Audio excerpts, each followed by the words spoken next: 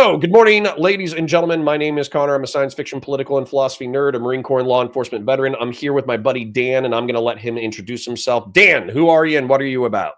So Dan, I am Dan. I'm an author, a nerd, and a retired special forces guy. I like to watch crappy movies and hang out with my family and talk to Connor about stuff on the internet.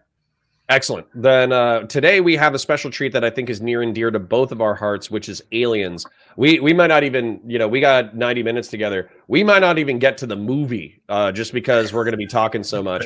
But I can tell you what I love about Aliens. What do you love about Aliens? So many things. It's hard to even know where to begin on this, right? It came out in '87, so I was a kid. But back then, parents hated sleep, so they just let their kids watch stuff like Alien and Aliens, right before bed. So for me, this was like HBO, watched it growing up, and it's hard to separate. Again, we talked last week, it's hard to separate nostalgia from goodness, but I love Aliens. It's awesome. It's a military movie. It's a sci-fi movie. It does both really well. It has so many great personalities. It shows those personalities reacting to stress. It shows kind of how people kind of break apart, come apart, and how, let's say your weakest link can become your strongest in stressful situations and vice versa. It just hits on so many things that are beyond what it is on the surface, which is, Marines kill bugs. That for me, it's timeless and it's aged very well. Well, and that's actually jumping off of that. I think if somebody asks me, my first answer is going to be Marines killing bugs, right? I'm going to be like, Marines killing bugs in space, awesome. But I think that what you just referenced is all the stuff that makes it special, is the psychology of the Marines before they're in combat, the briefing, the banter, I don't know if it's like a gunnery sergeant, but whoever the senior enlisted guy who apparently was a Vietnam vet who was like a tech consultant on the movie. It's some of the frustrating tactics and commands. It's the power struggle between the corporation and the military and the civilians and the principles versus the pragmatics. There's just like about a billion things here. And so I'm sure we could both rant about it probably for another 30 minutes without even watching a clip. But I say, and you can disagree with me. I say we start with the boardroom meeting, which doesn't sound like the sexiest thing, but it's actually quite funny if you think about it for more than 30 seconds. So do you want me to fast forward to the board meeting with Ripley? Yeah, we could do it, man. We can all learn to hate Paul Reiser, right? Like, I mean, you can't see him anymore without thinking that he's just a terrible person after this movie. I can't unsee his character. What, and you're just like, what, the corpo stooge is just like a scumbag? He is, and he's just such a soft-spoken, really pleasant guy. Like, I mean, they cast a good guy for it because up until that point, I think he would really been a very friendly, kind of like Full Housey style character. And then I thought, I did not think he was the bad guy. Like for the first part, and for those of you who haven't watched it, right? Oh no, I accidentally rented Alien. I need to rent Aliens real quick. So it's also a good movie, but could they be more different? Like, I saw the first movie, God, when I was like 5, and truly horrifying. We talk about piss in the bed in the middle of the night. Like, I can't go piss. A spider's going to eat my face, right? I mean, this is like 6-year-old horror stories right here. And what the hell is wrong with parents back then? But then Aliens couldn't be more different. You're like, wow, you took what was a horror movie with a very strong, like, things in the dark are going to get you, and turned it into a kind of military movie with a similar feel, but quite different in terms of tone, and just awesome. Well, what I liked, speaking to that though, what I liked about the Aliens movie though was the fact that it did feel like the military folks were at a disadvantage almost the entire time, and that's probably part of the psychological interesting element of it. Is I do feel like the American military has kind of been in a privileged position for the past 20 or 30 years. I would say we might have even been in this position since the Vietnam War, where everybody we fought, we were able to kick the crap out of. And so as a result, there's this overwhelming sense of superiority, which is what you want your... Oh, I actually already bought this movie. Excellent. Of course you did. Of course. No, you can tell that Vietnam vets were probably the main tech consultants on this, right? It came out in '87. That would have been who your big audience was for it, because you feel it. You feel the, like, walking in this unknown area, constant fear of ambush, things coming out and getting people. Like, if World War II vets had made this, it would have been to me, like maybe more of a Starship Troopers-y feel. It would have been a little more like straightforward, a little more wholesome, a little less horrifying. But the Vietnam vet kind of tech consult on this had to have informed what you see, because it's just, again, it's just spot on, right? It's guys stuck in a situation where they're at a horrible disadvantage. But I feel like that's part of the what would you call it, the Warhammer 40K Imperial Guard vibe as well, is constantly getting your shit kicked out of you, right? Sure. So you're running into there with battle rifles, you have tech, you have artillery, you have backup that you can call, but ultimately, if you're facing Tyranids, if you're facing orcs, if you're facing Chaos Space Marines, even when you're facing Chaos Cultists, those things can all overwhelm you and kick the crap out of you. So there's this almost this feeling of like inferiority where you're always on the back foot. And that's what I like about, I might be repeating myself, but that's what I like about Aliens is you start with the psychological perspective of supremacy, where these are hard Marines who have already gone on 2 or 3 bug hunts. They've already done 1 or 2 stand-up fights. So they feel like they're veterans in a lot of ways. But then they show up to this threat that is completely unknown to them. And on first contact, they actually get their shit kicked in super hard. And so they're kind of like reeling psychologically, where the veteran is kind of the actual veteran, is kind of cool, calm, collected, figuring it out. He's been through the shit before. Whereas the bravado guy, it's all over, man. Game over. He's shook. He can't deal with the fact that like 80% of his squad has been wiped out and like 80% of his friends are dead.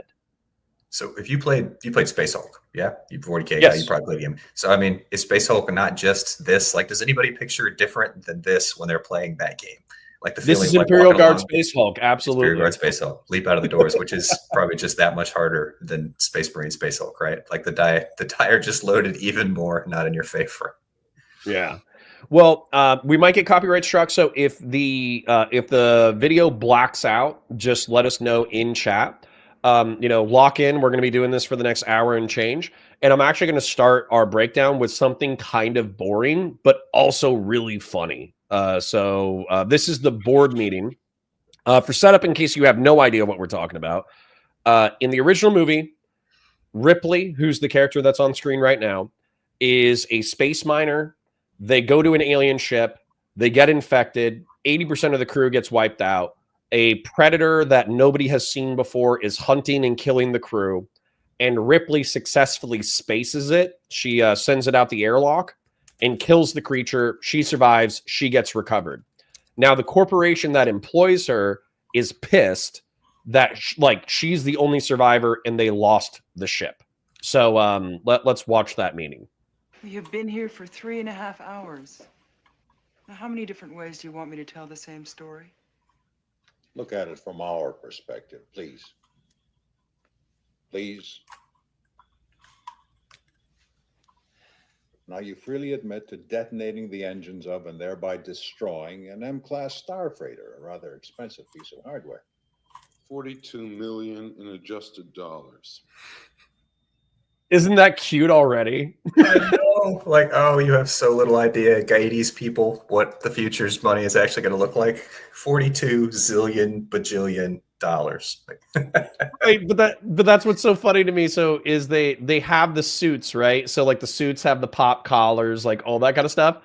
But 42 million, like you couldn't buy the metal casing of the bottom of a rocket for 42 million in adjusted dollars. But in the 1980s, they were like, what's a really big number?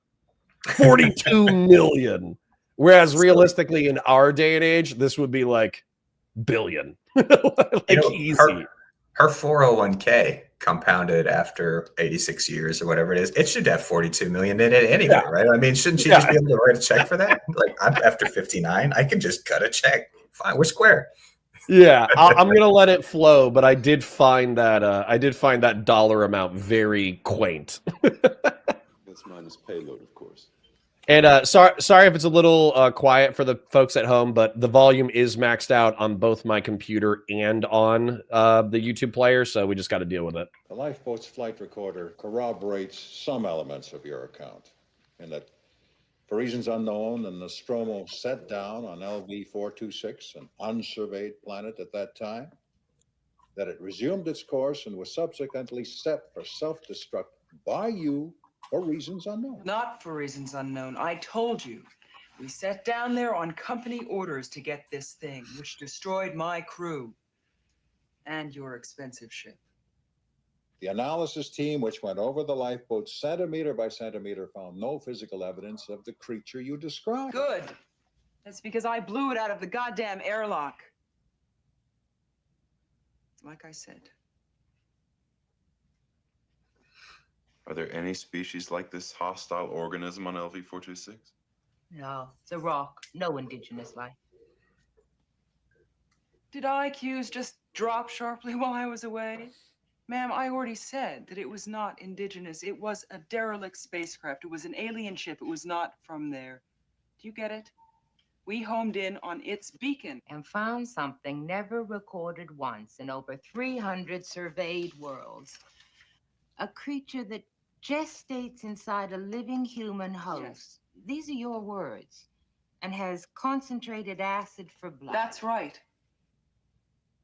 Look, I can see where this is going.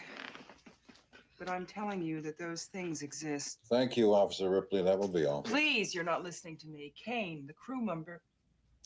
Kane, who went into that ship, said he saw thousands of eggs there. Thousands. Thank you. That will be all. God damn it! That's not all! Because if one of those things gets down here, then that will be all. Then all this bullshit that you think is so important, you can just kiss all that goodbye. Man, does this not, I don't know if you would pause there, but does this not feel, there's so many levels that this captures, like so many meetings that I've been in as like middle ranking guy in the military. Like, okay, so we've got the staff arranged here. We've got the person who was forward. We've probably got the equivalent of ISR footage up in the background, you know, the logs from the ship, all the company records. And then we've got like a whole slew of people who cover their asses, right? Who are definitely not going to take credit. So you've got this poor bastard Ripley who's like, this is the truth. And they're like, well, I don't think that's the truth. I looked at some imagery. It doesn't look like it's true to me. And she's like, well, the truth is inconvenient. And so therefore it's not real. And that's actually what I do like. And they actually do a great job, in my opinion. So like you said, you have the grunt, equivalent who has seen it, been there, suffered the consequences, et cetera, et cetera. You have the corpo boss who's so far removed from the action that he no longer knows his butt from his elbow. And also he's just looking for a convenient excuse for it to be the way that he wants it to be rather than the way that it is. And then you have the middleman, which is so funny that they zoom into him being disappointed at her losing her shit, because he basically wants the balance between the two, where you get the consequences explained by the grunt, but it's said in such a soft way that you can get the higher manager to break towards the infantry a little bit. And you're right. This has been replicated in the private sector. This has been replicated in the public sector. This is the same way it was in law enforcement. This is the same way it was in the corporate world. And, I think that's one of the richness of this video or this movie is it speaks to emotional reality for people who have worked in general. I think all kinds of places, right? I mean, anybody who's ever trusted what they saw on the internet over what somebody told them in person who had been there falls kind of victim to this mentality. Because even if you give the corpos 100% credit for being like decent, hardworking people, they're still inclined to trusting the spreadsheet and the data over somebody that saw it. And that is so hard. It's hard having to break ourselves out of it all. Like, well, I don't know. I read it. So I know it's true. I know what you're saying. What you're saying is probably full of shit, man. I read it. So I know it's true. And that dynamic is so common everywhere. And it's really hard to break. But I think one thing I would add too is during this scene, we should assume that Paul Reiser there already knows the truth and is angling to make all this happen, right? Because we don't think he's surprised. We think he actually knows what he's going to find and sets down. And so then you get into like, who else in the room knows and who doesn't? Like, are they all ignorant except him? Does the boss up top know? Is he on a special project? Like, what's your assessment of that dynamic? Well, and yeah. And so that's actually what's really, I think the boss man, he probably knows, right? But it's going to be convenient because at the end of this, he's effectively, I'm sure that this like corporate meeting is probably being audio recorded. So he's not telling the truth. He's telling what's going to be a part of the corporate record. And so that narrativization and effectively like Weyland-Yutani, what's so cool about this movie is 300 colonized worlds, right? Halo, just for a reference, the video game series Halo had 800 colonized worlds. And then the TV series The Expanse, we had only colonized like 3 solar systems. And so this is kind of like in a middle tier of colonization where space is still this dangerous, dark, weird, disease-ridden frontier thing. But the corporations that enable the colonization and the frontiersmanship, they're still trying to sell it to civilians as like the new gold rush, the new age of colonization. And so effectively you have like, I think it's very American in a way. You have the brutalities and reality of going west, and then you have the mythology of manifest destiny. And so Wayland Yutani, in this analogy, they don't want to rip apart the veneer of like the space manifest destiny because they know it'll scare the shit out of the potential colonists. So you end up in this weird gap too, where Ripley was, to use your Oregon Trail analogy, she's gone west in the wagon and she came home in the wagon. But in the meantime, the Transcontinental Railroad's built. So people have gone like west, in a week, where it took her like, 40 something years in this case. And so this poor lady is stuck like out of time. Like she's like, wait, you can just go out there and colonize stuff now? You know how long it took me to get there and come home? And so she's stuck in this weird world. But what do you think? Lady in the background here, Page Boy, Prince Valiant haircut. She doesn't know. She's an admin. Know. 100% just some sharpshooting, like digging into this report because it sounds like bullshit to her. Look at that facial expression. She clearly doesn't know. Yeah, and not just that, that's actually kind of funny that you honed in on that. Like, does this lady know or whatever? People wrap their ego into their jobs, right? And so the fact that she doesn't know is insulting to her position as a hard Scrabble employee. So for instance, like this guy, I forget what you said. You said his name multiple times. Paul Reiser. Yeah, there are douchebag corpo employees. I was talking about them yesterday, matter of fact, where they're effectively groomed by family members who are already in the upper echelons of the company in order to effectively have the fast track up through the corporate chain. And so they might go work an infantry job, a Joe job, but they'll do it for 6 months and they have preferential treatment while they're doing it. And they juke the stats while they're there to make them look like they were the best grunt ever. And then they move to a new position. Then they move to a new position. Then they move to a new position. And then before you know it, they're at the upper echelon. Well, for her, she's probably a hard Scrabble employee. So she was effectively a Joe who worked her way to a middle management position. So if you tell her, actually, this corporation is evil. Actually, this corporation isn't telling you everything. Actually, the reports that you have are bullshit. She's going to take that as an ego affront because she's busted her ass to be in that room. So her not knowing, you're actually insulting her personally. Yeah, and your statement that the corporation is not actually a positive thing, it's just flying in the face of her whole reality. But by the way, so the question, how many other times does this happen that we don't see in the movie, that like freighters from a million years ago before the tech switch are still coming in? Like, do they have a department? Do they have a whole like department of people who's like, God damn it, we got another one of these freighters from like LB 427 and it's going to come back in 7 years. So we got to like be ready to receive this thing. Like, how do you just plan for that? Does the corporation pay a pension? Again, you go back to the 401k, like, has she been getting one of those 130-year-old Social Security checks? It's just like building up in her little bank account. Is she actually pretty set up? I don't know. Well, the reason why I wanted to watch the scene, though, is at the end, they do something that was so real to me in reference to every piece of employment, private and public, that I've been part of. They threaten her licensing, and I think they threaten her pension. Yeah. Right? Yeah. So she's busted her ass in order to be the space colony, basically like a space truck driver, right? She has her version of a space CDL. And so they tell her, well, if you keep pushing this incident where you destroyed our $50 million space truck, then we're going to have to rip your CDL away. And as a matter of fact, your CDL is under review anyways. And so as a result, just don't push it, and if you go along with the company orders, we'll give you your CDL back and you can be back to, effectively like hauling freight across the stars. But if you keep pushing it, you're going to be a forklift driver. And so that's the other funny thing too, is like everybody thinks of the forklift mech suit is so iconic in this movie, but in their world, the forklift mech suit It's just a forklift. Just a forklift. That's it. It's just like the thing that you move boxes around in. It just looks extra cool because I don't know, whoever won the contract for making forklift mech suits just like briefed it well. Like, no, it's like the CV-22. It doesn't actually work that well. It'd be better to just give it wheels, but it looks really cool. So let's go ahead and have this thing be the approved platform. But that's what I love about this universe as well. I know we're yapping, but that's what I love about it is it feels so grounded and near future that what seems so cool to us, like pulse rifles or 12 gauge underbarrel grenade launchers or mech suit forklifts or drop ships, to them, this is just their equipment. This would be the same thing like in the modern military, like having an M4 or having an M203 or having a C-130 gunship or having a C-130 transport or whatever. And by the way, there is an element of awe when you first encounter those things as a Joe, but that element of awe wears off over time. And so for them, you have to expect that these are corpo and military veterans. So for them, the honeymoon phase has worn off. Yeah, no, I agree. I mean, it's old hat, right? Everything that's exciting and sensational, even terrifying, quickly becomes old hat.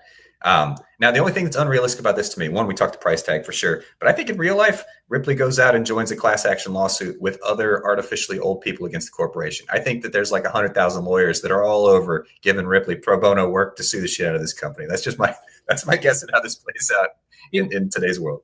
In a free society, I agree with you, but I think there's also something that this was written during the 80s where economics was fairly cutthroat, right? And so I think that in this scenario in space and kind of like in our own modern time as well, we're so deluged with information that actually 100-year-old or a 200-year-old space mining veteran coming home out of time and then suing the corporation because she blew up their ship, that's probably on page 7. You know what I'm saying? That's probably not even that interesting. Yeah, maybe you're right. Maybe it happens all the time. Maybe there's a lot of these old space miners that have come home like with problems, and there's like a union of them. Hard to say. Well, Grassroots gives us a donation. Thank you, King. You say, I'm drinking coffee with my eyes. Good morning, Coggers. Well, good morning to you. Thank you for the donation. And so also, hold on. So whatever says Aliens was kind of feminist. Looking back, many of the men were shown as weak and stupid. I don't agree at all. I think that, so if you were going to make a modern culture war argument, I think you could say that Ripley is a weirdly masculine, competent character, considering like she was written in the 1980s. However, the male characters, you have, I forget the guy's name, but it's Game Over Man. He's pretty famous. Hudson. Yeah. So Bill Paxton. Who's the Paxton? Oh yeah, played by Bill Paxton. And then who's the badass veteran who is from Terminator? So Hicks, right? He's the guy that doesn't fall apart. Yeah. Yeah. So I would say that, yeah, sure, Hudson falls apart, but that's part of his character arc is he starts out like the loudest, proudest, most bravado guy. Whereas Hicks is kind of like the quiet guy, and then Hicks ends up being more competent. So I don't agree at all that they're like men bad, women good. No, I think they are women good. I think in the 80s, you could have women be good. Like, hey, let's make the protagonist a woman. She's going to be super competent. She's going to be good at everything. And also have the men be good. And that was considered like kind of a feminist thing. Like, oh, yeah, this is good. Everybody's equal. We're not saying there's any kind of disparity. She's not at home like cooking food for the Marines before they go. She's out in the front lines. And so I could see the feminist angle for it, but only taken in context of the 80s, right? This would not qualify as feminist now, I don't think. Yeah. Then so feminist for the 80s, we'll put it there. Now, I'm actually good because I think we kind of talked about the main thing that I wanted to get to, which is effectively the licensing, where we have this kind of mundane corpo meeting where all the corpos are trying to blame the previous incident on Ripley because they either want to cover up the alien's existence or they want to, or they want to move the financial liability off to her. Which is so funny because they're like, we're actually going to have the insurance company sue you and take your pension for the vehicle if you don't shut up. I thought that was like wildly corporate douchebag. But we kind of touched on that, so I think we kind of get it. And then for setup, if you don't mind, I would kind of want to move to the Marine briefing, and I can scroll through. Sure. I mean, the rest of it is just establishing Paul Reiser as character who's going to be the corporate rep, right? He's going to go out and keep an eye on this military operation. Well, and not just that, but the colonists have actually settled LV-426. Paul So this Reiser, is the director's cut then. So you've got the director's cut that's still got the colonist signs, right? Because all that was not in the original film, but they added it later. Really? Yeah. So I've only seen the director's cut then. That's pretty funny. That's interesting. But yeah, there's extra scenes with Ripley talking to the corporation at the end and like realizing her daughter's, dead at this point of old age. And then extra scenes with the colonists. And they left all that out. Before the original movie, they just showed up on the colony and there was no background. Oh, that's actually crazy because I actually found the colonist stuff interesting detail.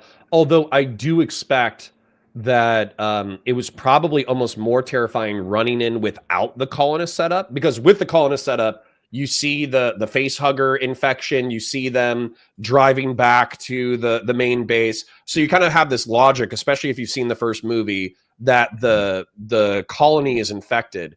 Whereas if you watched just the movie from the Marine perspective, they don't know what they're getting into, which I actually think is really like a cool psychological element. So I think so too, right?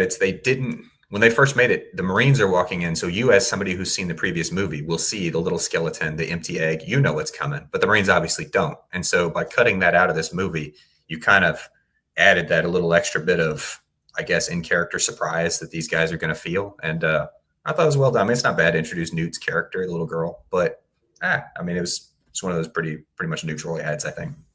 Well, actually, do you want to watch the Marines waking up? Because I actually think that there is some really interesting characterization from their wake up in cryo. 100%. We should watch that. It's so good. All right. So we're going to go to the cryo.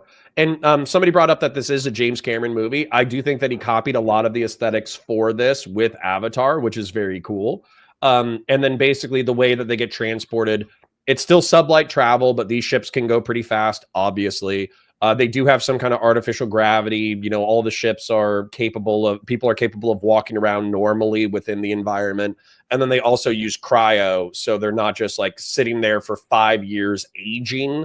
They basically use cryo to freeze their biological processes. So they age very minimally while in transport. And then I think that's sufficient setup in order to watch the characterization of the Marines as they wake up. Mm-hmm.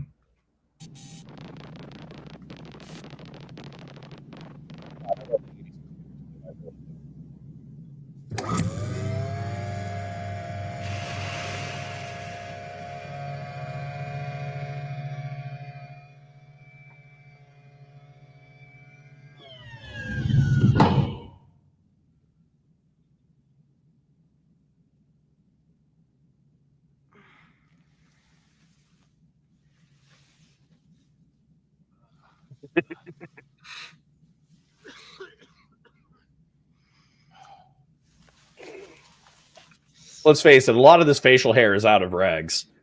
Well, maybe some people grow it in cryo, it just kind of comes on a little faster. Not enough to make up to your face, Drake. What? Is that a joke? Oh, I wish it were. Hey, Hicks. Man, you look just like I feel. All right, sweethearts, what are you waiting for? Breakfast in bed? Another glorious day in the Corps. Day in the Marine Corps is like a day on the farm. Every meal is a banquet. Every paycheck a fortune. Every formation a parade. I love the Corps. Man, this floor is freezing. What do you want me to do? Fetch your slippers for you? Gee, would you, sir? I'd like that. Look into my eye. Fall in, people. Come on, let's go. I hate this job. Bro, we got some slack. Come on, be on your feet. Yeah, 3 weeks in the back, bro. Come on. Full pull-ups with a female, bro. Absolutely. Just crushing it. Equal PT standard. Now, I'm sure they cut away a few times, because frankly, pull-ups are difficult as shit. Hey, But who's Snow White? tough chick. She's supposed to be. She is established as the hardcore character. Now, why is the android in cryo? Always one that kind of like, why the hell is he sleeping? Is that necessary? Maybe it's actually not necessary. Weirdly enough, in Prometheus and Exactly. I'm trying to think of another one, they just let the character walk around. It was probably an oversight. But also, this happened after Prometheus, and it might have happened after Alien Covenant. And in Alien Covenant, if Wayland Yutani knew that Daniel was or David, excuse me, that David was a freak who was doing biological experiments on colonists, maybe they were like, maybe we should shut down the android while they're in flight just so the android doesn't do anything weird. All right. It just got weird last time. Let's just shut him down. Yeah, That's funny. let's go ahead and leave him powered off. Dude, this scene is so good, right? The only two things I'd sharpshoot in the scene is one, lack of tattoos, obviously there. I saw that in the chat, but also lack of profanity, right? It's the 80s, so you can only put so much, but come on. Would there have been anything but profanity in this scene in a real life like military wake up? Like, I don't remember. Yeah, in the Marine Corps, like every other word's like an F-bomb. Well, I think with I don't know if this is PG-13 or R, but with I think with the PG-13 ratings, you're allowed like 1 or 2 F-bombs, which is so funny because people who review movies all the time, they get used to that rule. And so they're actually waiting for the F-bomb so they can call it out and be like, oh, that's their one. That's the one curse word they can use. Dude, but good stuff, man. No, but this it scene's is wild. the 80s, though. This scene is so iconic that it's hard for me not to be one of those like art impersonating life, impersonating art, because people quote this scene so much that it's become kind of military lingo for the things that these guys say to each other to hear echoed back. Like, I don't think some people even know that it's movie quotes at some point, but you hear people saying this shit and you're like, man, it is hilarious because it's just that deeply ingrained. It's that iconic. Well, Crawling Chaos calls that out because the actor playing Sergeant Apone was a former sergeant in the Marine Corps, and it's like he was one of the tech consultants for like the military authenticity. There's a few times that they call the Marines soldiers, which is like a little cringe to me because in the Marine Corps we're taught to call that out, where it's like we're not soldiers, we're Marines, you know. And that happens in all sorts of TV, so it's not something that they're uniquely guilty of. But but I do think that it's funny to imagine Sergeant Apone's actor being a corporal or a sergeant in the Marine Corps doing the every day in the Marine Corps is like living on a farm. Every meal's a banquet. Every paycheck is a fortune. And every formation is a parade. And it's like, dude, I guarantee you some Korean vet said that to the Vietnam vet. The Vietnam vet said it as a part of the movie. And then all the GWAT, all the Global War on Terror veterans saw the movie. They thought it was cool. And then they said it to a new generation. And now the new generation is saying it to the next level of Marine Corps. And that's actually, to be honest, that's one of the psychological appeals of being a Marine or a soldier or a SEAL is the fact that you're effectively engaging with like a 400-year-old institution. Yeah, you get to buy in on all the cliches. It's kind of a good time. And I see in the chat that Bishop wasn't in cryo. Maybe I just missaw that. I thought I saw him getting out of a pod, but it's possible he's not in cryo. I could have had that wrong. Well, he's walking around with the Marines, but either way. Dude, hey, I'm impressed. And what's cool about this is they have they don't have an explicitly romantic relationship. They almost have like a fraternal sister relationship, which I think is actually really interesting. Is the two machine gunners, like maybe they have sex. I have no idea, right? I have no idea what like mixed gender infantry units are like in the future. But the truth is that they have this like they give each other shit. You know what I'm saying? Mutual respect, right? You don't have the impression that anybody's out to take care of Vasquez here, right? Like clearly she's part of the team. Although I mean, I realize she'd probably be pregnant by the end of deployment. Let's not kid ourselves. Probably pregnant by the end of deployment, one way or the other. It's just the cold reality of the situation. But Bill Paxton, Hudson gives her shit, and you actually do get the vibe that Vasquez could fuck Hudson up. Yeah, absolutely. She's going to win in the fight, hands down. Yeah, just through viciousness. For a man. No. Have you? Ain't just too bad.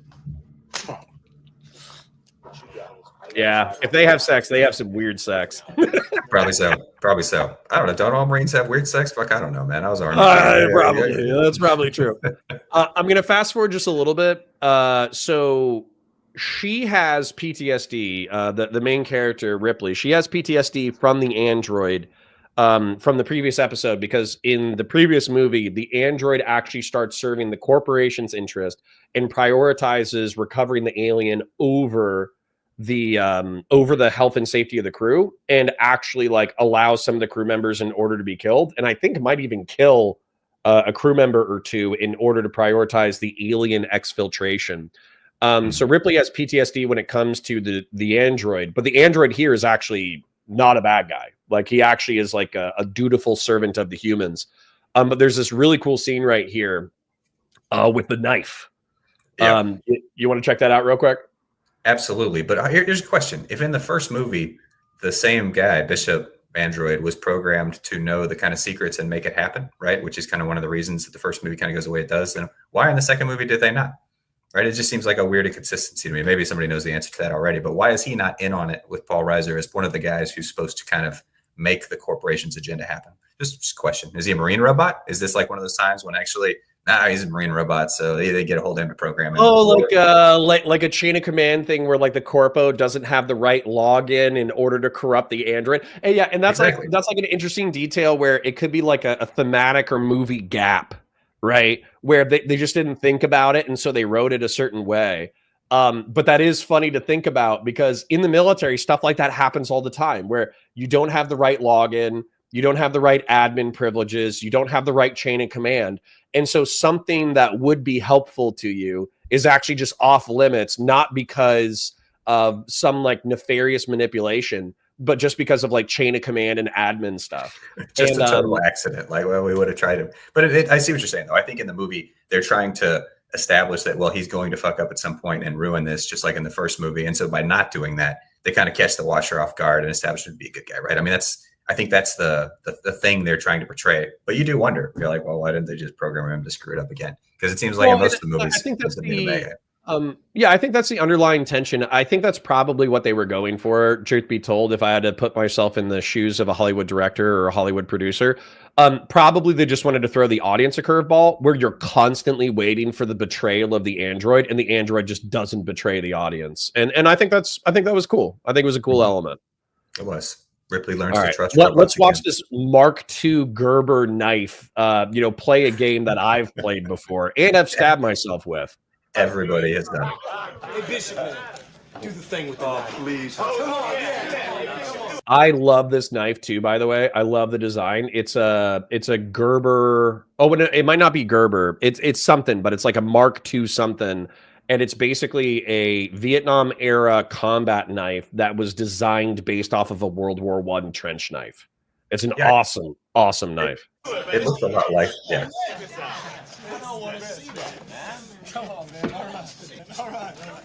Hey, what are you doing, man? Hey, what are you doing? Come on, quit messing around, man. Come on. Bishop, hey, man. Do it, Bishop. Hey, not me, man. Yeah, you. Hey, come on, quit messing around. Don't move. Come on. Trust me.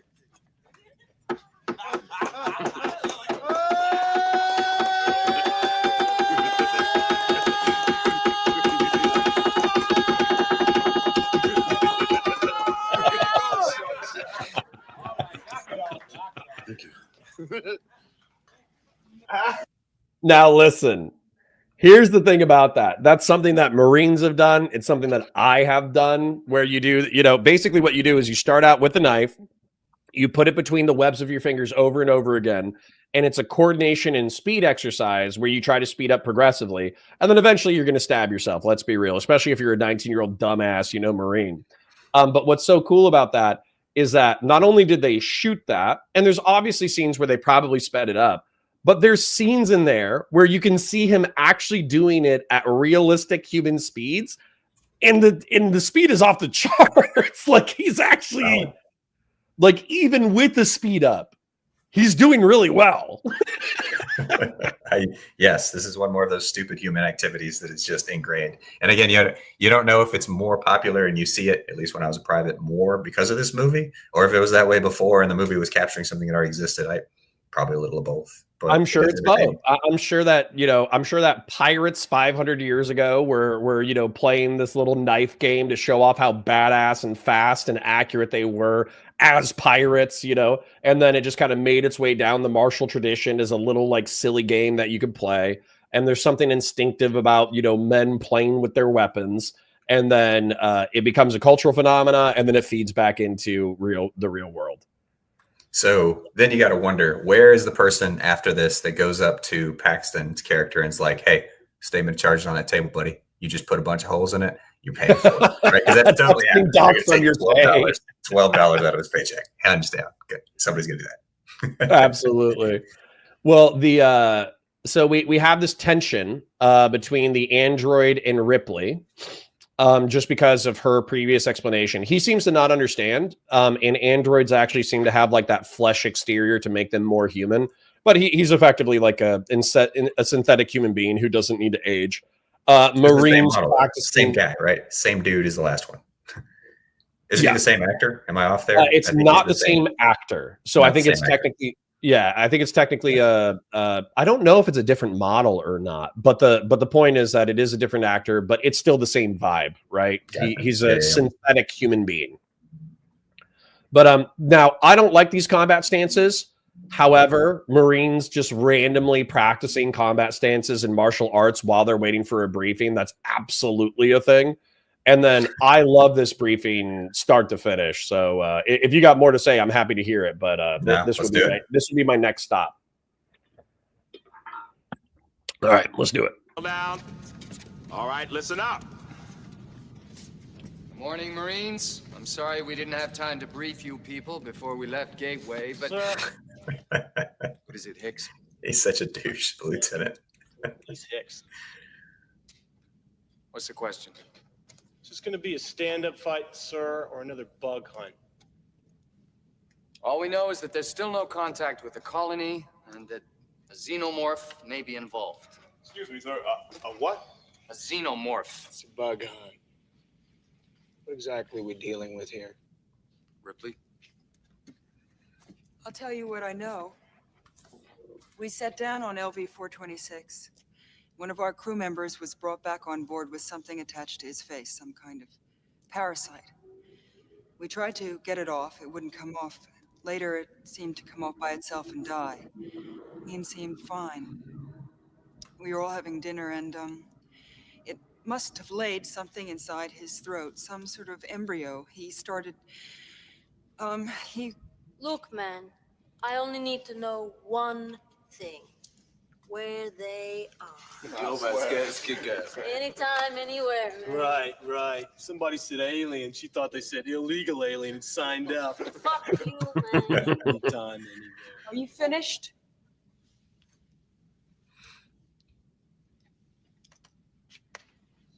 I hope you're right. I really do. Yeah, okay, right. Thank you, Ripley. We also have Ripley's report on disk. I suggest you study it. Because just one of those things managed to wipe out my entire crew in less than 24 hours. And if the colonists have found that ship, then there's no telling how many of them have been exposed. Do you understand? Anyway, we have it on disk, so you better look at it. Any questions? What is it, Private? How do I get out of this chicken shit outfit? You secure that shit, Hudson. All right.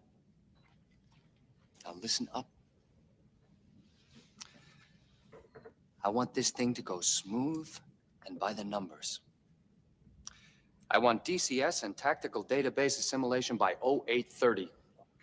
Ordnance loading, weapon strip, and dropship prep details will have 7 hours. Now move it, people. All right, sweethearts, you heard the man and you know the drill. Assholes and elbows. Hudson, come here. Come here. Oh, it's so good. There's so many things. This is one of the most realistic scenes in the entire movie. Absolutely. The one thing they got wrong when she said, and then we went to get it off. Absolutely, the patrol would have stick. All those motherfuckers would have been snickering when she said that shit about the alien. She's like, yeah, that we had to get it off. They would have totally laughed their asses off. Nobody would have. She said, get it off. Like, absolutely. But other than that, man, bullshit. LT, absolute prick. Doesn't get it at all. They establish his character right off the bat as a total douchebag. He wasn't even at Chow. I think. Did I miss that? So he probably in the other mess hall because. Maybe I think he was eating with Ripley and the Corpo and the other end of the table. So they were separate. And that's an interesting detail that you just mentioned, which is effectively like officer and enlisted, they fraternize with only their class. So effectively, like enlisted hangs out with enlisted, and it's even frowned upon for junior enlisted to hang out with non-commissioned officers. It's also frowned upon for non-commissioned officers to hang out with staff non-commissioned officers. And they have that hierarchy. So effectively, when the order comes down, you don't have that like chummy friendship that allows you to ignore orders. And then same thing with the officers. Like officers, somebody mentions it in chat, so I'll address it in a minute. But effectively, officers are held as a separate class because they are expected to order the enlisted to do the bitch work. And if they complain about it, the officers don't want to be so fraternal that they try to soften the load for the work that needs to be done. Yeah, and then you get the whole kind of death aspect, right? I mean, you get that to an extent. That separation makes sense. I find that it breaks down over time, particularly in combat. But in general, if you're going to order somebody to die, it's a lot harder when it's your friend than it is if it's a guy. And so they try to create that separation to make it as easy emotionally for guys to get used to losing people in combat as they can. They want to achieve that separation as much as they can. It's not easy in actuality, I found, but it is a desired goal. Well, in whatever 4690 says, the weak incompetent officer. But here's the thing, like whatever 4690, in my opinion, is kind of a right-wing guy in my chat. And he's reading in culture war, anti-male sentiment in reference to the weak incompetent officer. I don't read that at all. Reason being is because the boot officer is a stereotype within the military where you have junior enlisted who are ready to go. They're all piss and vinegar. You got the non-commissioned officers who are competent, seasoned veterans. You have the staff non-commissioned officer who are like salt of the earth. They've seen it, done it 10 times from Sunday. And then you have the 22-year-old lieutenant who hasn't seen combat, but has been to officer, candidate school. And so they have to take command of a unit that is infinitely more experienced in combat than they are, but they somehow have to eventually command the respect of veterans. And that's really difficult when you don't have much experience. I mean, yeah, firstly, honestly, this is an old trope, right? The stupid lieutenant walking into the infantry, like absolutely the oldest trope. I mean, it's in every military book ever, right? The lieutenant's always an idiot. And then if you want to build up his character, you have to show that he slowly learns that everything he learned in school isn't quite as true as he thought. And man, I don't know everything. And I got to listen to these motherfuckers who've been on the ground longer. And then he becomes a reasonable character. And in the end, they all respect each other and understand each other a little better. Like that is a trope because it's how it happens, I think, in real life. Basically, oh, it is. You can smell a boot lieutenant because they're scared of their own unit. Yeah, or they're way over the top confident, right? They're the opposite, where they're just like absolutely in charge, like to the nth degree. Like, I know how to do this, and you find like, you're like, no, you don't know shit. You don't know shit, but they got to find that out for themselves, right? Well, where you going, baby? Okay, cool. All right, love you. Whatever 4690 says, I love aliens in spite of any hidden politics.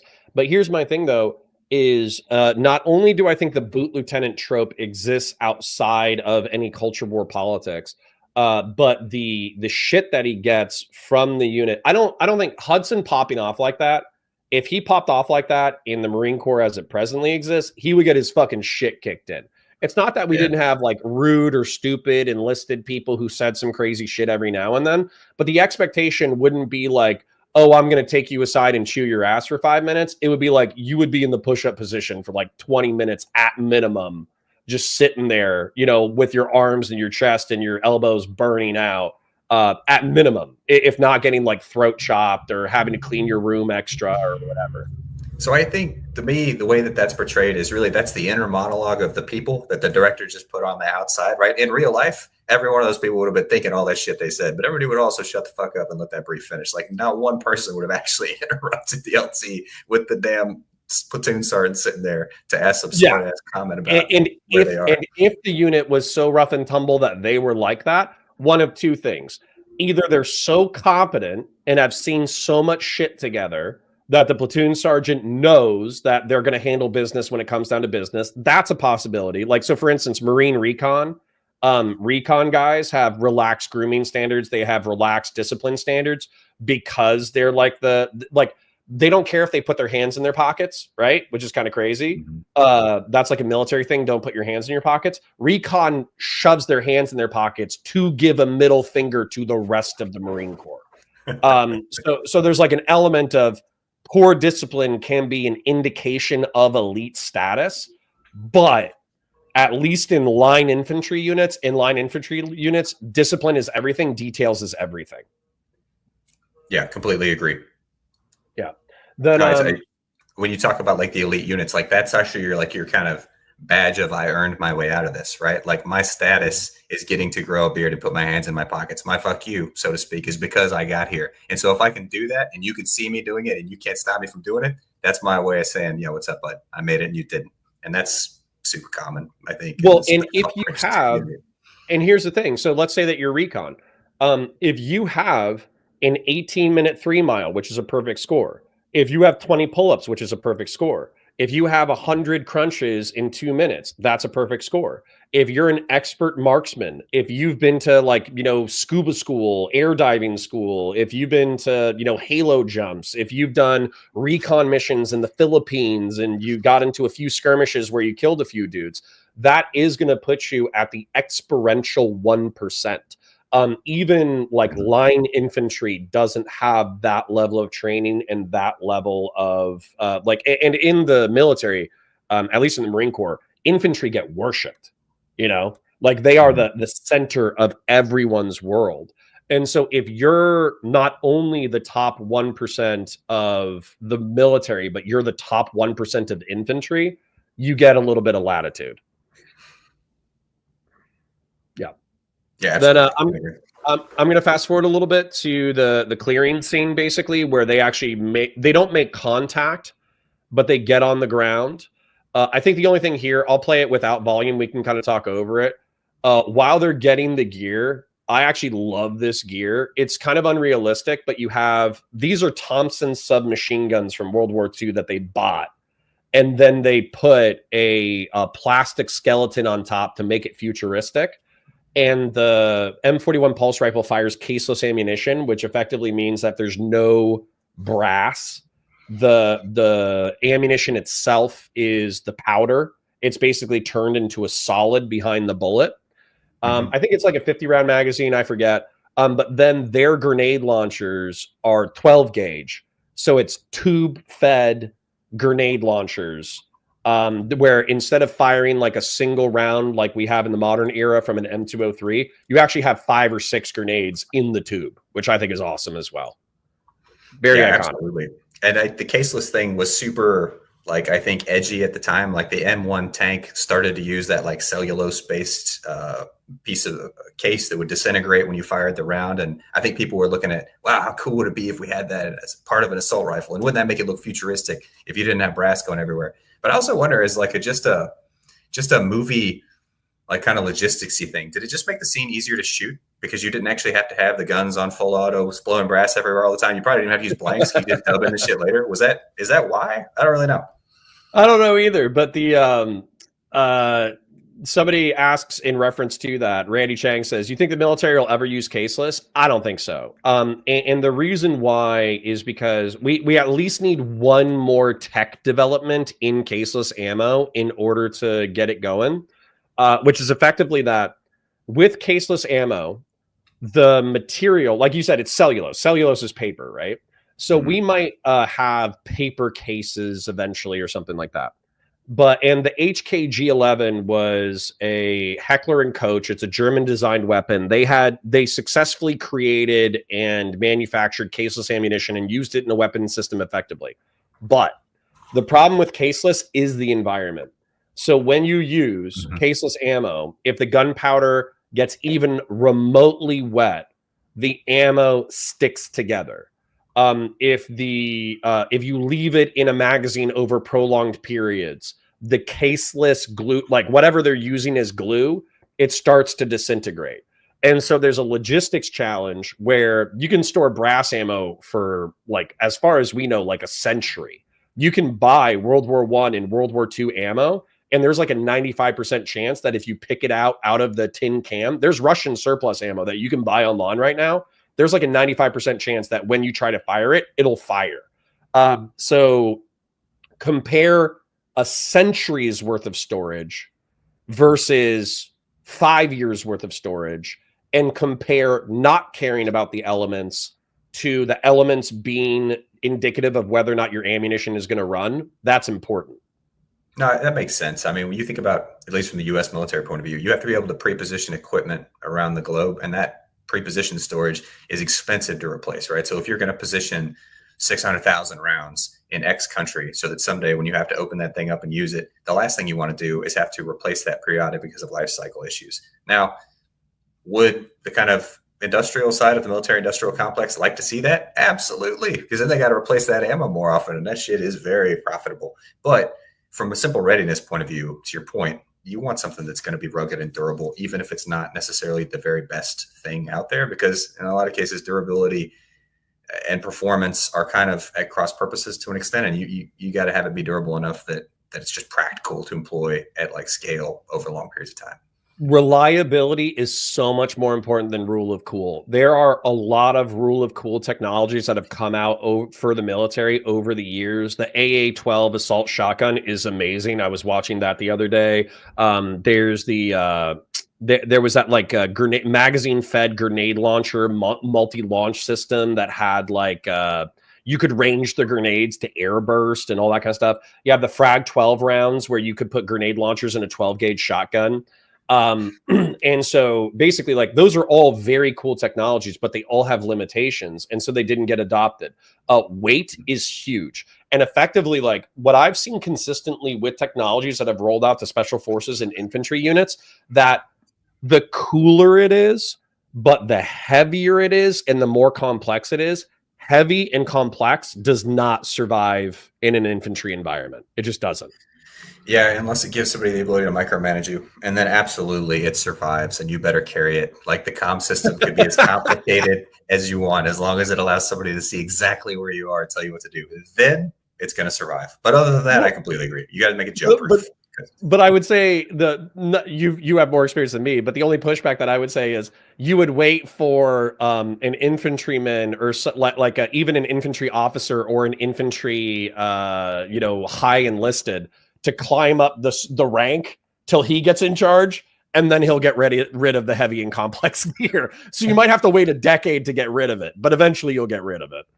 The problem is when that guy makes it to the top, now he wants to run things. And so he's like, no, this is a great idea. I'm the only one that can run it. We all tend to forget how heavy things are. And you got to make it ruggedized, Here's right? a new heavy piece of equipment that I want you. I'm going to get rid of this old one, but here's a new one.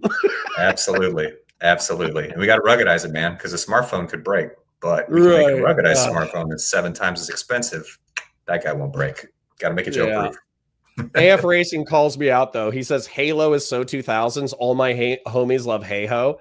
And so for those of you who don't know, it was the rage in 2000s was high altitude, low openings. So you basically jump out of the plane, you wait until the absolute last second, you rip open the chute, and then like you have this really cool like low entry where you avoid radar and avoid visual detection. But I think that Hey-Ho, high altitude, high opening, I think it has become more popularized, where effectively like the radar cross section of a human being in a parachute is actually already incredibly low, if visible at all. And so you basically, bear in mind, I'm doing this off of Wikipedia articles, but you basically glide into the target zone. And so you have more control, less chances for accidents, less chances for fatality, less chances for injury. And so Hey-Ho has been primarily adopted over Halo. I've done both of those, and I think you're right. Halo is still to this day more fashionable, right? So the idea with Halo is when you're jumping in, it's hard to see a guy in free fall, but it's easy to see a guy under canopy. And so what you want to do is you want to jump in, open as low as you can, and then land, right? Your exposure time and ability of people to see you under canopy is really low, but you can't go very far, right? Because once you open, usually you're going to open at, let's say, 4,000 feet or lower. Your ability to kind of glide from there is very short. So your little circle of places you can land is quite small. But with Hey-Ho, also the aircraft, to your point about radar signatures, has to get a lot closer. Now with Hey-Ho, obviously you can have a lot more standoff. New chutes have really good glide ratios that allow you to fly really, really far. And if you got oxygen, you can move it up 10,000 feet. So you can actually start real, real high and go real, real far. Let's say you were jumping out of the plane in one country, because your plane was flying a track legally in that country and you want to fly over and do another one, it would give you a lot more options. However, again, very visible. A stack of people flying under parachutes is actually quite visible and slow. And so you've got to do it at night. But technology's increased a lot since the 80s, and you can actually do that under night without nearly as much risk. So, yeah, and night vision technology, as far as I understand it, in the past 20 years, like everybody, we started with like the single Seven monocle, Seven then right here, green. Yeah, then we got up to the binocular, then we got up to the quad tube, and the quad tube has like decent peripheral vision. But now the quad tube is too heavy, so I don't even know what they have right now. You know what I'm saying? Like I'm assuming it's advanced leaps and bounds in the past 20 years. Just lighter and clearer, right? So white phosphorus stuff is kind of the hotness, at least as far as I know. And it's just super clear. Like you could just see so much better under it than you can under the old grainy sevens. And basically you're looking at the ability, you're looking at, again, performance and durability, right? You want something that weighs as little as possible because that shit just hammers your neck. Like everybody I know that did it for a long time has just a terrible neck. And so you want it to be light and you want it to be balanced, right? Because you don't want the batteries to all be up front. If all that weight's up front, it's just dragging your head down. So you try and like balance it out with a back to front sort of ratio. But then, of course, you balance that against clarity because you can have a really big sight that's pretty clear, but that's not really useful. So you need something small enough you can keep on your face that you can actually see with. And that they have done a good job of finding that balance, but it always feels that way. It always feels to the guy wearing them like this is great stuff. And then 10 years later, you're like, holy shit, now what I had was garbage. This is so much better. The way that I would say, we'll get into the machine gun section momentarily. And then what's your hard out time? I have a hard out time, let's say 11:45, but actually somebody just knocked. So give me 1 second, man. Can you roll without me for like 1 second? Yeah, of course. No, I'll just explain my own stuff. Yeah. So the way that I would explain it to chat for a monocle, because that's the one that I did was a single tube, was effectively like I could see black out of my one eye because I was doing a nighttime training operation. And then out of the monocle, basically what's going on with the monocle is it does look real, but the world kind of looks like the way that it does when you're in a pool where the distances are kind of hard to judge. And then I could use an infrared laser in order to paint the target that I wanted to do. But getting like accuracy, like getting headshots or whatever, I was just lucky to be on target. And so, basically 30 or 40-year-old night vision technology is not that great. It's cool, but it's not that great. You could dominate the night. If somebody else didn't have night vision, you could kick their ass. But as far as like, you would probably trip and fall. You would probably bust your ass a few times. You're probably not going to get like clean headshots. You're going to do what you need to do in order to take the guy out, which is probably going to be mag dumping. Grassroots says the XM7, which is the new assault rifle for the military, said, is my friend's favorite. He got to try one. He said it was dead nuts accurate, but it felt like he was shooting a car door. Well, for me, I would only take your friend's word about whether or not the XM7 was a good rifle if he carried it around for like 6 months. You know what I'm saying? Like if he slung it on his body and walked around with it. So I just walked back to seeing this question. Have aesthetics ever influenced military design? Tell me that the CV-22 is not aesthetics driving military design, because it sure as hell. Are you talking about the Osprey? I am talking about the Osprey because it's sure as hell not durability or reliability or customer satisfaction. So I'm not an Osprey pilot, but you tell me that tilt wing bullshit wasn't absolutely somebody like that would be so cool. Because I don't think that there's a practical reason. Number one, rule of cool for sure. And these things were like kind of known as like death traps, particularly in the early thousands. The only prac app argument that I've heard for these guys is the cruise speed. That's the only thing that I've heard. Range and speed. Range is 100%. That's what they're selling it on. But man, reliability, it is so complicated. Those damn things are always down. Well, and that was the so the only prac app that I heard was that there was a dude, it was some special forces mission, North Africa, whatever. Dude was shot, he was injured. They actually did like blood transfusions in flight where they actually had like some of the other guys, I don't know how they do it, but they effectively hooked up like a blood thing from the wound, from a guy who's not wounded to a guy who's wounded. And they literally gave him blood from one of the operators to the other, allegedly. I don't even know if that's possible or if I'm reading a dumb thing. But the whole point was that they credited the Osprey cruise time with being able to get him to a hospital fast enough that the soldier was able to be saved. But then that is compared to how many Marines and soldiers has the Osprey killed through accidents, and is that advantage really worth it? You know. I mean, you're going to obviously have defenders of it, and we all got our opinions. But in Africa, obviously, distance, huge problem, but also like reliable access to landing positions, huge problem. So in theory, you know, the Osprey kind of gives you range, but also the ability to land in kind of an austere location. But it's got all kinds of trouble, just aside from reliability with like, well, you got to escort it, right? Generally, you're going to have something like that. It's going to be flown with some kind of escort, but it's too slow to fly with a fighter, and it's too fast to fly with a helicopter, and it flies too far for you to escort it with an attack helicopter, but it ain't far enough. So it's this awkward middle child that also breaks a lot. And so I'm sure they're trying to figure it out. I'm sure the Osprey isn't the final iteration. They're probably they probably dumped all the money down that R&D pipeline, hoping that they can make it cooler in the future. That's my presumption. Absolutely. Let's not forget that the real purpose behind military aircraft design is making sure that military aircraft companies stay employed and lucrative. Is that too cynical? No, that's a little cynical, but I also do think it's funny because there's this meme online of it's like a 50-year-old aircraft in my mind, and it's like a World War II, you know, propeller aircraft, and then it's like a 50-year-old aircraft in reality, and it's like an F-15 or like an F-16 or whatever. And so yeah, like a lot of the conventional non-stealth aircraft that still dominate the skies and still give America air superiority over every other country on the planet, they're 50-year-old designs. The B-52, I think, was in the air in like the 60s. It's just update the avionics, right? You just keep updating the communication system, right? Just keep updating the tech. But otherwise, the shell, the frame is still there.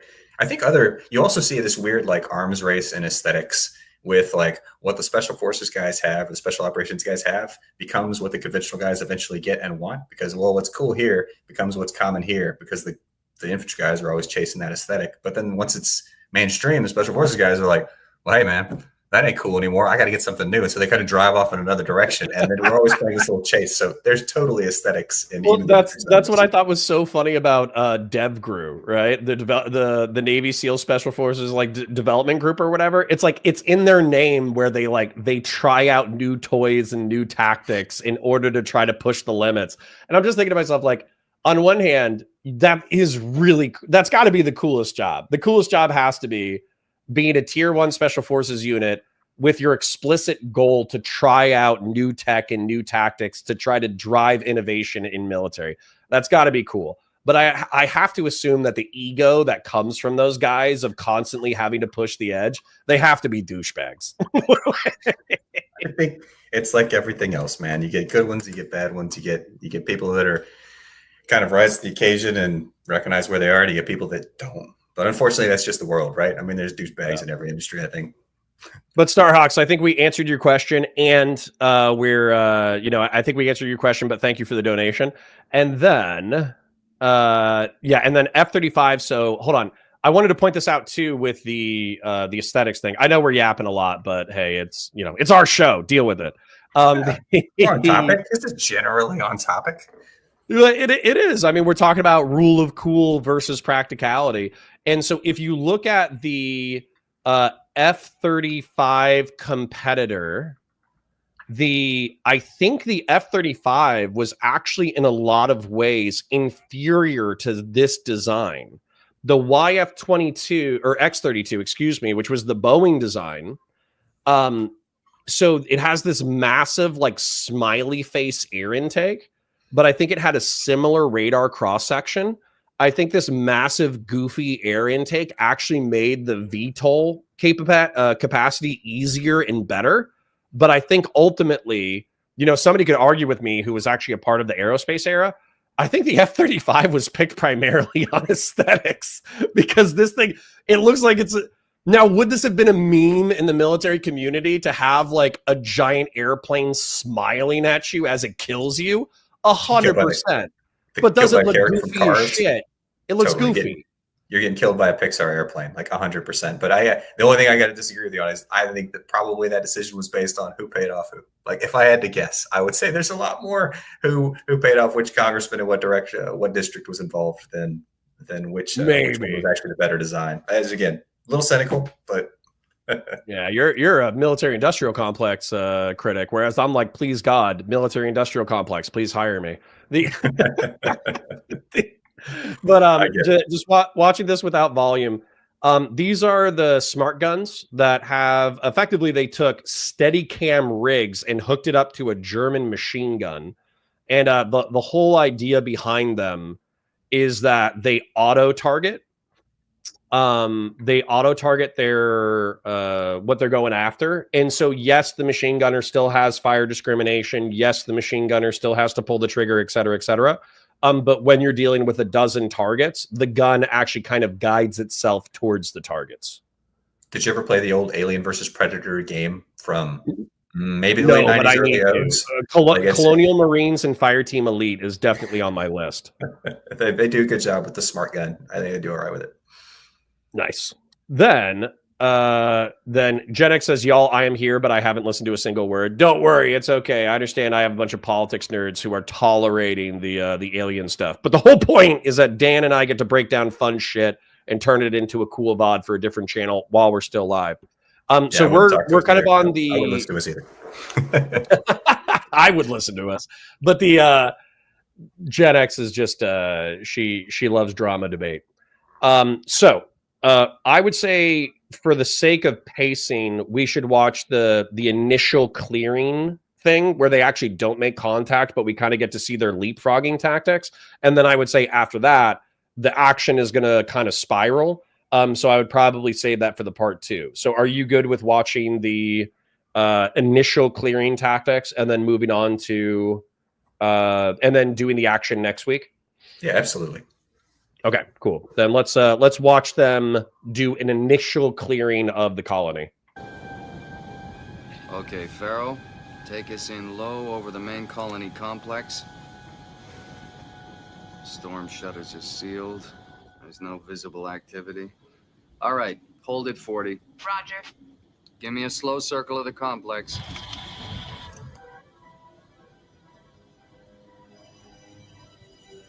Oh, I do just want to say, Bowhammer was the female pilot from Halo, and I think that she was strongly inspired by the female pilot from Aliens, like 100%. And the original StarCraft, like all of the lines from the dropship, as I recall, were like in the pipe 5-5. I believe it is all like straight out of this movie, right? I'm sure somebody will correct me on that, but the dialogue is heavily influenced. And the little picture, the little frame in the corner was a lady in aviators, as I recall. So I remember the two being quite linked. And also Eagle One from Helldivers, I'm pretty sure is inspired from this as well. Structure seems intact. I'm gonna fast forward a little bit just because they're doing their like recon element, whereas they still need to deploy from the APC and then they get out here. So I'm gonna go out and get out here because I think this is more pertinent to what we're gonna break down. Let's go! Move it out! Head up!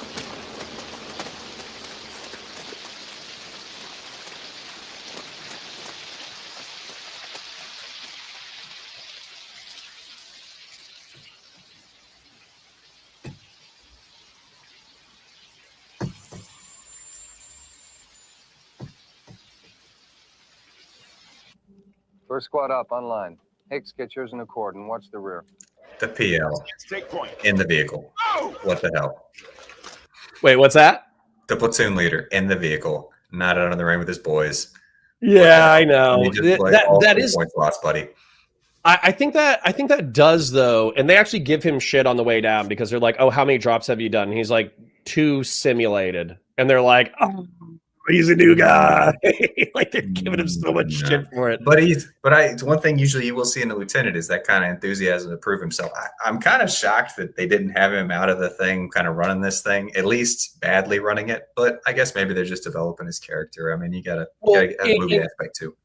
And I think the reason for that, right? So we talked about how you're trying to emotionally separate the platoon leader from the men who are going to go out and actually fight and die. And while this probably isn't very tactically smart, I would say that the one thing that it kind of rams home is the disconnect between command and infantry. Because while they're running this and there's no incoming fire, there's no aliens ripping them apart or whatever, this is fine. He can do over the radio. He can just go, okay, now do this perfect tactical maneuver. Okay, do this perfect tactical maneuver. And the Marines can respond. But once the bullets start flying and people start dying, all he's doing is he's cluttering up the radio network. That's all he's doing as soon as they make contact. And I think driving that disconnect was pretty intelligent.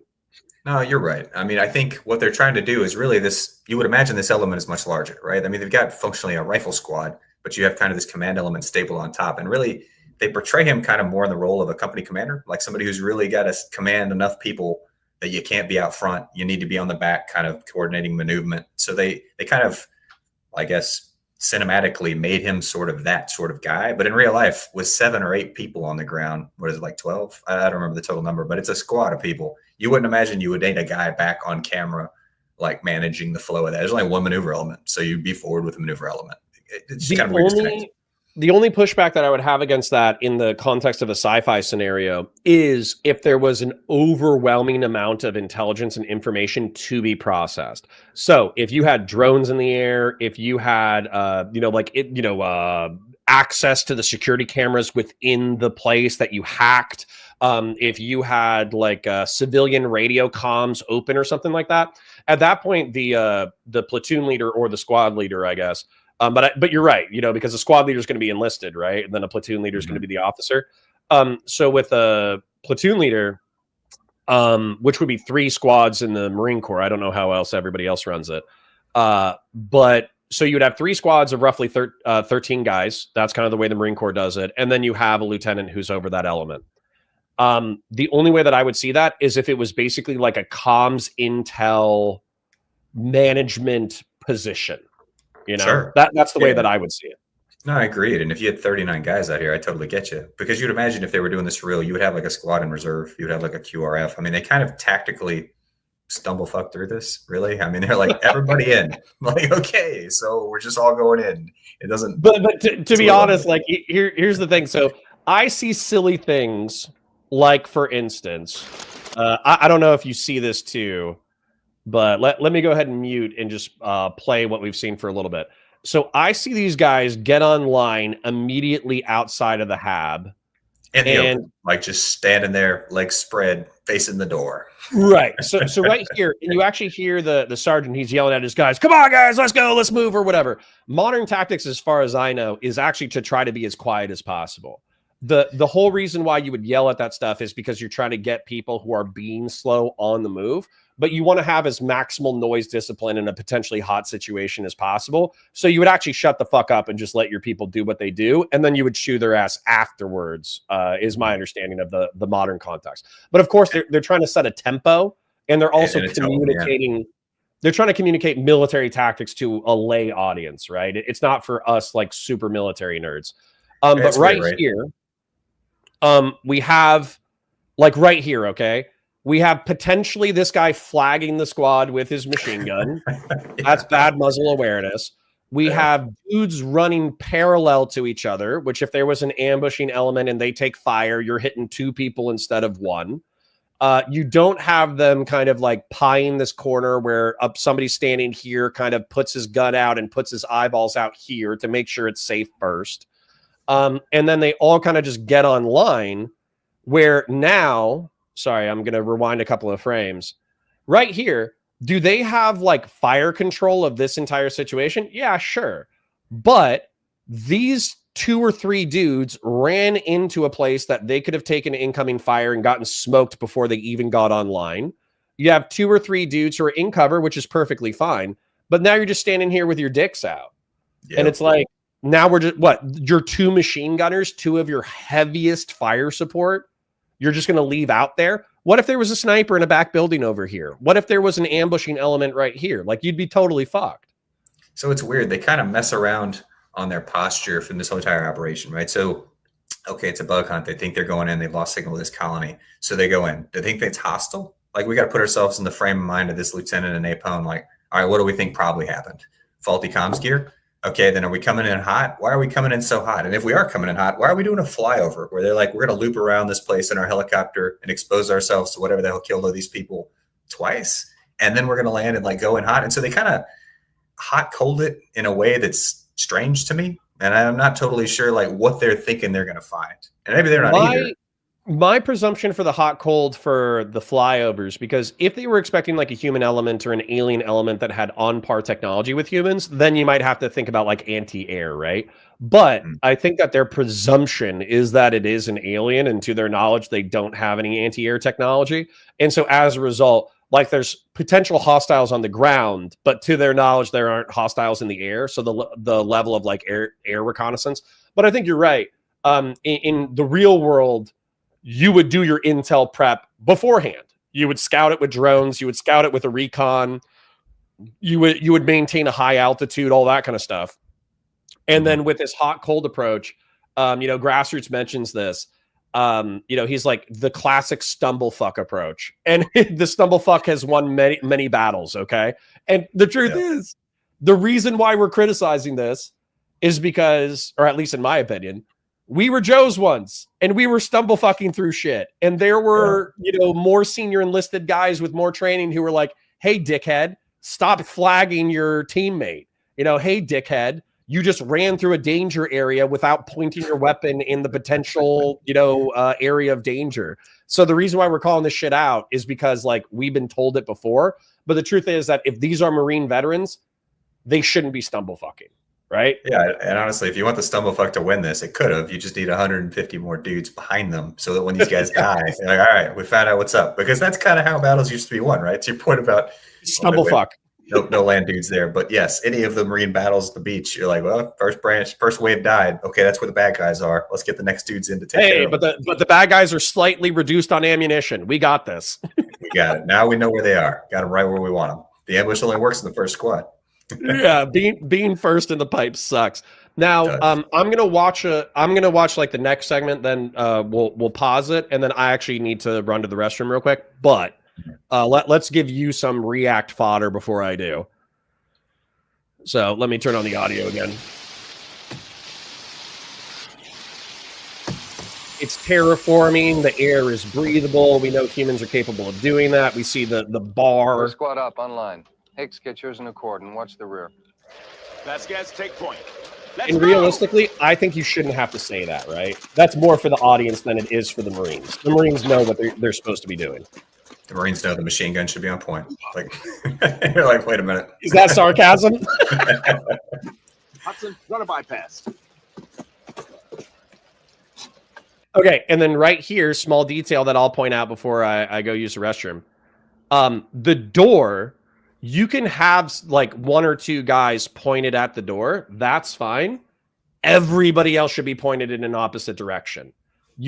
That's one of the things that actually happens with a lot of people is they become so myopic on like the objective or the goal that everybody points towards the goal or the objective. But the more training you get, you basically want to be of the mind that a threat can appear from any direction. And so you don't all want to be facing the objective. Yeah, and you get a lot of other interesting things. I know you're about to use the restroom, but you get a lot of other questions about like, what is this door made of? Can you entertain the chat while I just run real quick? Yeah, I think so. Yeah, I think I can. All right, I'll be back in a minute. But to Connor's point, I mean, the point of pulling security on the door, one, I don't think you'd ever sit in front of it like that because the door is either bulletproof or it's not. If it is bulletproof, then standing there in front of it's not doing much because you're not actually going to be able to shoot through it anyway. And how would you know there are people on the other side? If it's not bulletproof, the standing there actually exposes you. So you would imagine the people would clear what's called the fatal funnel and stand off to the sides while my man, the poor tech guy Hudson's got to work through his comms. But to Connor's point, he's 100% right. Like, why is the threat focused so much on this one building? I think at this point we have seen that the little life scannery thing says that all the colonists are huddled inside, but that doesn't mean that necessarily we would assume that the bad guys aren't outside also. I mean, I haven't seen any to this point, but I don't know. That's just me kind of taking a read on the situation. As I look at the chat, I'm like, they got smart guns, but they don't need cover. Yeah, but the smart gun helps you hit them. I don't know that it helps you not get hit, right? I mean, in theory, smart gun should mean you use all the cover because doesn't the smart gun ammo kind of bend around like bend around corners kind of thing. I think that's my understanding of how that stuff used to work in the video game. So you could kind of hide around a corner and shoot somebody. That's just me going off a memory of playing AVP like a million years ago. And yeah, how many survived the first wave of D-Day? Yeah, not a whole lot. Actually, if you walk that terrain, it's crazy. Like I actually was out on Normandy Beach maybe like a year and a half ago. And when you're just standing there on it and you're looking up the hill at where the German positions would have been, you're like, this would have been me on this beach, ready to just get the shit smoked out of me. That would be really daunting. I'm not sure how fun that would be. And yes, I was talking about the first-person shooter, Alien versus Predator, from, I don't remember the year, but I think I was in like high schoolish, and that game was so awesome. Man, that was a good game. Well, yeah, we should definitely add that to the list of potential things that we're going to play, and that would be less graphically demanding than Ready or Not. But the so excuse me, Paul says, frankly, infantry sounds like fully accepting death. Not sure how they cope otherwise. At least in my mentality, bear in mind, they say the Army is it's the Air Force is a corporation. The Army is a branch. I forget what the Navy is. But the Marine Corps is a cult, And so bear in mind, like my 13 weeks is like, even though I'm like a admin supply guy, they're like, you're coming from a long line of heroes. Everyone that came before you has killed and died for this country. You must be ready to destroy civilizations and slaughter, endless amounts of people. And then you're like running down the road and you're singing songs about like calling in mortar strikes on childhood playgrounds and shit. Like it's actually like totally psycho shit, but it's so awesome when you're a part of it. And what I would say is, from the Marine Corps mentality, yeah, you're kind of ready to die. And it's not that death isn't terrifying. Death is still terrifying. High risk scenarios are still terrifying. But you know that there's really two options. There's freak out, shut down, shit your pants and cry, or there's do your fucking job. And so the at least with the Marine Corps, what they try to emphasize over and over again is, it's better to shut the fuck up and do your job than it is to cry and be a pussy. And every time that you cry and be a pussy, they beat the shit out of you. I mean, it's a lot of peer pressure involved, right? I mean, it's peer pressure in the positive way, peer pressure of building a sense of camaraderie to make sure that when the shit goes down, one, most of what you got to do is on autopilot mentally anyway. You're absolutely doing things that your brain doesn't have to think about because your brain's not thinking too well. Two, you got all the people around you who are your buddies who you don't want to disappoint, not just disappoint, but that you would do anything for. And so those two things in concert mean that when it really hits the fan, most people are going to just rise to the occasion and push through it. And the people that won't probably have been weeded out through training to replicate that sort of situation earlier. And I would say that, like, for instance, I was disappointed in my performance probably 2 or 3 times in reference to hot scenarios. But I had, I don't know, 2 dozen good performances. And what I would say is, I'm kind of saying this for new people. Excuse me. A fuck up is not the end of your career. That's like that's one of the things that I think I kind of, as a millennial, as a soft millennial, like I constantly want to be praised and I never want to fuck up. And when I fuck up, I want somebody to hold my hand gently and say, Connor, you are the main character. I love you so much. This is You're stealing all my material, Connor. You're stealing everything I was going to say. Like, goddamn, man. Like, how am I supposed to fucking do this? You take it all from me. What, did you encounter a bunch of millennials who thought they were the main character and they wanted their hands held whenever they fucked up? I'm just Gen X, so it's my role, right? It's my role in the team to offer those things to you. Like that's our dynamic, right? That's what we're supposed to say to each other. Well, and I think for Zoomers, by the way, I don't know how Zoomers military members are, but what I've seen online is that I think they've grown up in such a fucked up post-war on terror era that they're so cynical already. They're almost like perfectly culturally acclimated for the military, where everything's so fucked up anyways. So the only thing that you got to tell a Gen Zer is like, just don't be a pussy. Like, that's all you have to tell a Gen Z person. Like, everything can suck. Everything can be fucked up. Everything can go crazy. You can do a bunch of shit wrong. You just have to tell a Gen Z person not to be a pussy and to basically just get back at it. Like, you don't have to do all, I don't know about Zoomers. but I feel like you probably don't need to coddle them as much because they already know everything's messed up. Yeah, you're probably right. I guess that's kind of the archetype, right? No, I think, man, millennials cut a lot of shit in the military, of course, just like everybody does. But I honestly, in my experience, there were a lot of positives. I found that they drank a lot less. They were more nutritionally conscious. They were more inclined to working out and actually taking care of themselves. There were a lot of really good aspects that came to that. Like these Marines here, Zoomers or millennials? Millennials. I found the millennials to be much more, I guess, diligent and hardworking than I was when I was growing up in the military. We were more like you imagine this squad, where everybody's drunk or was recently drunk pretty much at all points, or is looking to be drunk as near as possible in the future. And then the personal lives are kind of a train wreck. I found that to be less the case as the guys have gotten younger. But again, my data slice is small, so maybe your experience was different.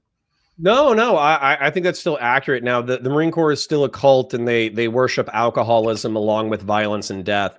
However, I did find that what happened was there was this thing that happened, I think, in the late thousands, early tens, and I think we spoke about this previously, where the burnout from the War on Terror was so bad that the Vietnam the generation that got trained by the Vietnam vets in the 90s, who were used to maybe the Gulf War, maybe some European training exercises, maybe a few of them, deployed to Kosovo or whatever. They effectively had maybe like 3 years where they were deployable, and the rest of the time they were just training. And so they wanted to be hard, but the way that they were hard was just drinking and smoking all the time, and then hardcore PT, and that was it. Whereas it felt like if you tried to sustain that through the War on Terror, you were just going to burn out. And so I think that as the tens came around, that people started looking at sustainability, where they were like, yeah, I want to drink. Yeah, I want to sleep around. Yeah, I want to smoke tobacco. Yeah, I want to do this. Yeah, I want to do that. But I'm not going to make it a 20-year career if I act the way that I was acting when I was 19. Yeah, there's also a lot more investment in the resources to kind of educate people on what options you had available, right? Like there's a lot more resources put into like, this is how you should eat and this is how you should exercise in a way that's not going to permanently injure you, right? It's easy to take a lot of that for granted. It's easy to think like, well, everybody knows that, don't they? But actually, people come from military from all kinds of places. A lot of people don't know what to eat to be healthy at all and don't know how to exercise in any way to achieve a performance result. And so I think as they've integrated those resources with the purpose of kind of making people healthier and just able to fight longer because they don't want to retrain a guy, they want to keep a guy in, they've trickled down and allowed like the younger guys to also have access to them. But honestly, that is a very positive side of a GWAT burnout, was just take better care of people than they used to. Yeah. Rob says, every time someone says myopic, I have to Google it. Yeah, myopia is just like tunnel vision, basically. And then whatever 4690 says, Marines don't get to pee mid-battle, which I think is a comment in reference to me going to use the restroom. But yeah, Marines get to wear a diaper into battle and then piss and shit themselves as they're in a car for, 48 hours. The good news is I have a bathroom right here, and this isn't combat, so I get to go pee. You don't have to train to suck, as they say. You don't got to train to suck. Yeah. So as a programmer, how does Hudson have the right lead? I want to see him struggle for 25 minutes to ping the IP address to get the connection online. So, this movie's 6 hours of tech issues. So to me, that is totally like lock picking, right? You go to the courses, you like figure out how to pick the locks. Okay, I can pick the lock. And then you go out on an exercise and there's like a lock on a rusty gate. And you're like, all right, pick the lock. It's like raining. It's 4 a.m. and you're just like, everybody's waiting. You're like, just give me another 12 minutes. And maybe like, we got fucking bolt cutters, right? I mean, it's just funny to see sometimes your point, those skills that people have done them, and you translate it into the movie where they're like, done. Man, it looks so good. They get to, but again, it doesn't make for a good movie. I'm crying because like when you remember like your operations or whatever, at least in my mind, you remember the fuck ups, but the fuck ups get compressed into like this moment of cringe, right? Where you're just like, oh, that was super cringe that I wasn't able to gain access to this place for 30 minutes because we didn't have the keys or something. So it's compressed to this little moment of cringe. But the truth is sometimes it's 30 minutes.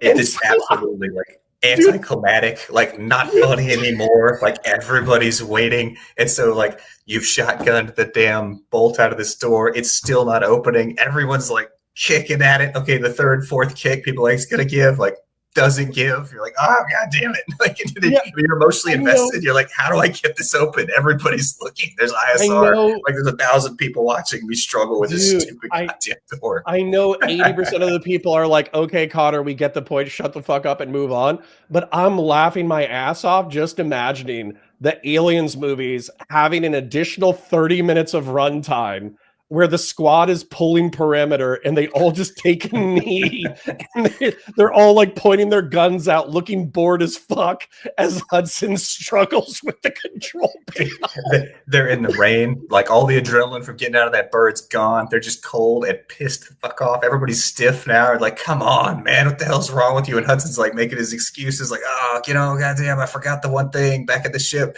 And somebody has to fly back and get it, maybe. Like, oh, God, I brought the wrong kit. Like, fly back to space. Like, there's just so many ways that this goes wrong every time. But it'd be hilarious. I think that, like, so obviously that's like that would be a very dumb movie as a director to take a 30-minute pause for realistic on-screen tech issues. But I think that would be fucking hysterical to have like a $1 billion blockbuster, like an Avatar movie, like Avatar 3, and they just take a 30-minute pause for tech issues. I've said it 4 times. I'm just still laughing at it. So I'll shut the fuck up and we'll watch this. But God, that would be funny. Oh. Yep. Second squad, move up. Flanking positions. Second squad online. Like, we didn't have enough people at the door. Let's get some more people up to the door. Yeah, let's clusterfuck this. R. Hickwell says, are we going to do Band of Brothers and Saving Private Ryan? Of course. Absolutely. Okay, right here, I think this is the sergeant too, okay? Yep. But he's getting flagged by the machine gun. She should take a step over here. And this dude is taking cover so he can peer into the structure, but 80% of his body is visible. And like, of course, like it's a movie. Like I'm not expecting you to nail it. But if there was like an insurgent in here with a gun, you're fucked. Like you're getting clipped. You're done. Your machine gunner is getting clipped. She's at least wounded. Even if she has body armor that deflects rifle rounds, she could get hit in the dome. She could get hit in the legs. And then she's stuck in the fatal funnel. And somebody has to reach into that to grab her corpse and drag her out. And so, yeah, it's just like, it's one of those clearing things where it's like, come on, guys. And then this guy with his hand on his dick, his fucking M41 is at a high ready, but he's facing this area when he should be facing outboard. Right? Am I wrong? I mean, second squad's collapsed too. We got them all just staring at the door, right? Everybody's up here looking at the door. If there was an IED here, you would kill 10 people and wound another 5, and then you have 5 bodies still active. Like this is an insurgent's wet dream. Absolutely. I only got 5 minutes left, by the way, man. Just for all clarity. Right. So let's watch one more second, break it down, and then we'll wrap.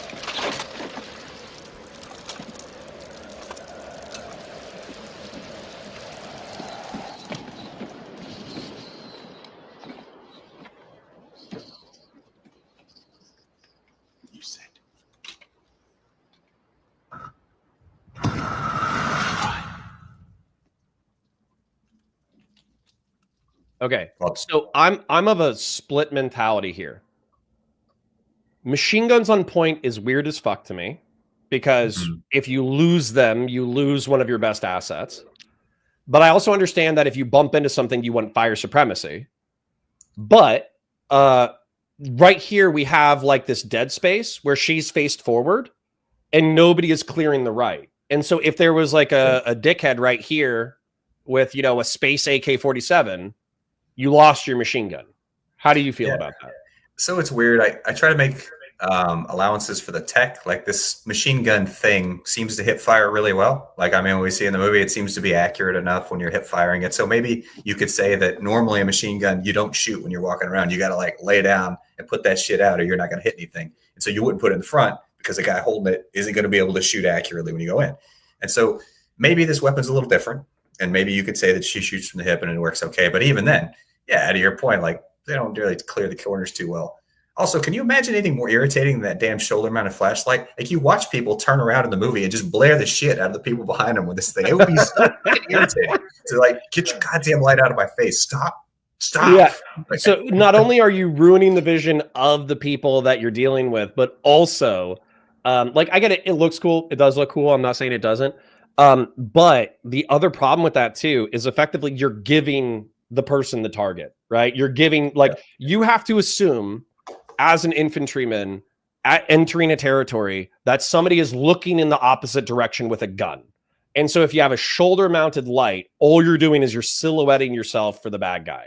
Whereas if you have a weapon mounted light, you have discretion over when you turn it on and when you turn it off, right? And it's connected to the weapon. So yeah, are they going to know where you are? Sure. But can you take cover and peek around a corner with a weapon mounted light? Absolutely. And so that's where like A+ for aesthetics, probably a D for tactics. Doesn't look super practical. Doesn't look super practical. Yeah. Well, I know you got a heart out, so let's go ahead and save some room clearing and violence for next time. But what? Shout yourself out. Tell the audience what you're about. Tell them what your aspirations are. So yeah, I mean, just a guy trying to write, trying to eventually turn his side hustle into his day job, right? But writing a couple of books on my time in the military and other stuff, and then talk with you about movies, just because frankly I find it enjoyable. I don't think there's a lot of long-term value in it as a person, but I fucking love it, man. And it's good to talk about this stuff. You would be surprised. I would not denigrate necessarily, not that you are, but I wouldn't necessarily poo-poo our own efforts, because people oftentimes, if you're asking for like a hardcore tactical breakdown, only people who are interested in actual military stuff are going to watch that.